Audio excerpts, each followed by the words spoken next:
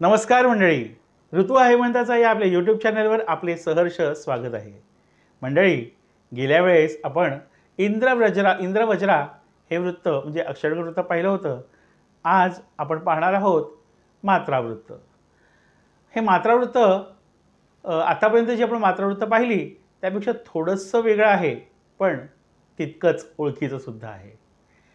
तर मंडळी, आज आपण शिकणार आहोत किंवा पाहणार आहोत ते वृत्त म्हणजे मात्रावृत्त म्हणजे नववधू. नववधू हे मात्रावृत्त हे भारतांबेंची जी कविता आहे किंवा जे गीत आहे, नववधू प्रिया मी बावरते, त्यावरून हे नाव आलेलं आहे.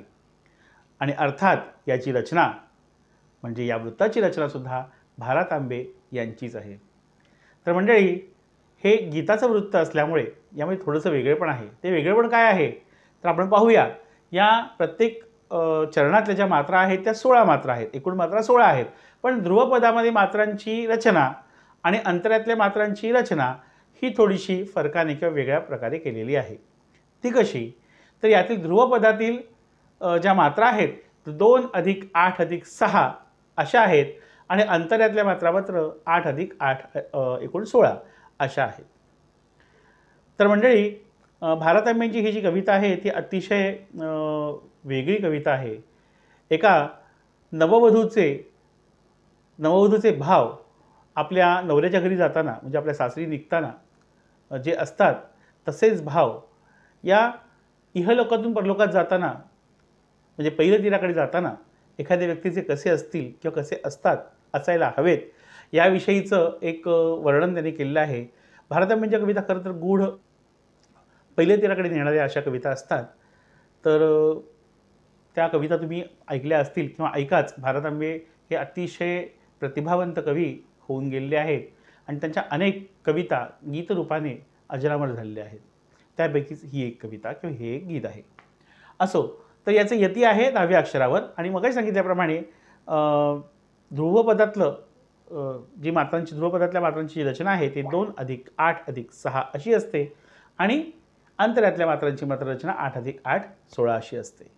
तर मी इथे तुम्हाला उदाहरण म्हणून आपण काय करणार आहोत तर ध्रुवपद आणि अंतरा, ध्रुवपदाच्या 2 ओळी आणि अंतराच्या 2 ओळी अशा आपण पाहणार आहोत. नेहमीप्रमाणे आपण 2 ओळी पाहतो, परंतु इथे आता ध्रुवपद आणि अंतरामध्ये फरक किंवा वेगळेपणा कसा आहे ते पाहण्याकरता आपण इथे उदाहरण घेतो आहोत.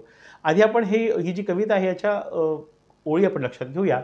याचं ध्रुवपद जे आहे, नववधू प्रिया मी बावरते, लाजते पुढे सरते फिरते, नववधू प्रिया मी बावरते. याचं अंतर आहे, कळे मला तू प्राण सखा जरी, कळे तूच आधार सुखा जरी, तुझं वाचुनी संसार फुका जरी, मन जवळ यावया गांगरते, नववधू प्रिया मी बावरते. तर मंडळी, यातील जी 4 चरणं आहेत म्हणजे अंतरातली त्यातली 3 चरणांची रचना पहा कशी आहे. तर 8 + 8 + 8 + 8 अशा त्याच्या मात्रा आहेत. परंतु चौथ्या चरणाची जी रचना आहे ती पुन्हा ध्रुवपदाप्रमाणे 2 + 8 + 6 अशी आहे. कारण गीतामध्ये चौथं चरण जे आहे ते ध्रुवपदाशी मिळतं जुळतं असतं. म्हणून अशी रचना आपल्याला पाहायला मिळते. थोडीशी गंमत, थोडीशी मजा आणि थोडंसं एक अभ्यास यासाठी ही कविता किंवा हे वृत्त आपण जरूर अभ्यासावं अभ्यासाच्या दृष्टीने. तर आता आपण ध्रुवपदाकडे वळूया.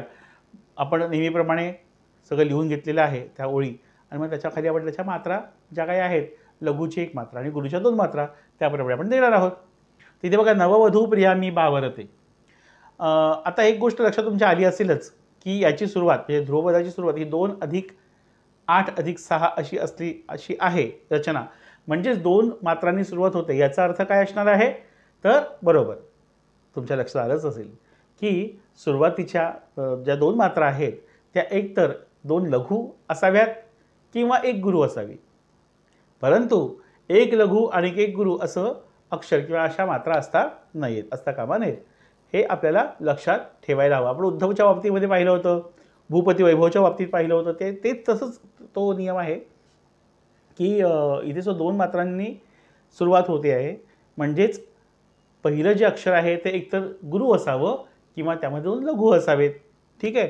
त्याप्रमाणे बघा, नव म्हणजे 2 मात्रा आल्या.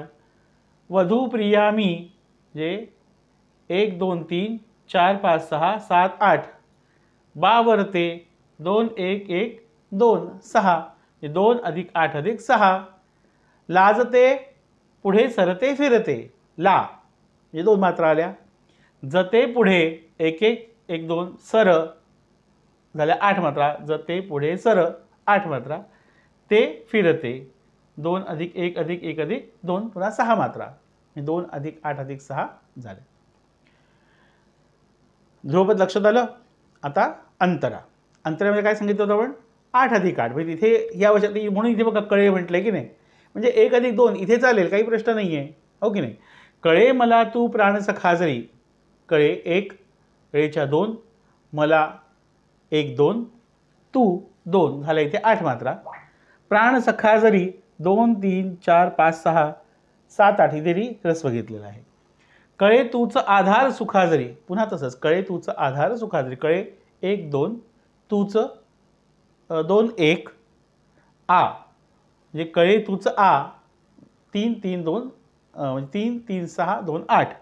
धार सुखा जरी 2 1 धार 2 1 सुखा 1 2 आणि जरी 1 1 झाले एकूण 8 मात्रा. तर अशी ही अतिशय सोपी, छान आणि अतिशय लयीत असणारी अशी ही नववधू आहे. तर ही नववधू आपल्याला नक्कीच आवडली असेल. तर मंडळी आपण हे जे गीत आहे ते आपण ऐकावं. तर मंडळी आपल्याला आजचं हे वृत्त आणि आजचं हे नववधूचं गीतसुद्धा आवडलं असेलच. काही शंका काही प्रश्न असेल तर विचारा. आणि महत्त्वाचं म्हणजे आपल्या चॅनल लाईक शेअर आणि सबस्क्राईब करायला विसरू नका. आणि आपल्या चॅनलवर भरभरून असं प्रेम करत राहा. पुन्हा पुढच्या भागात भेटूया एका नवीन वृत्तासह. धन्यवाद.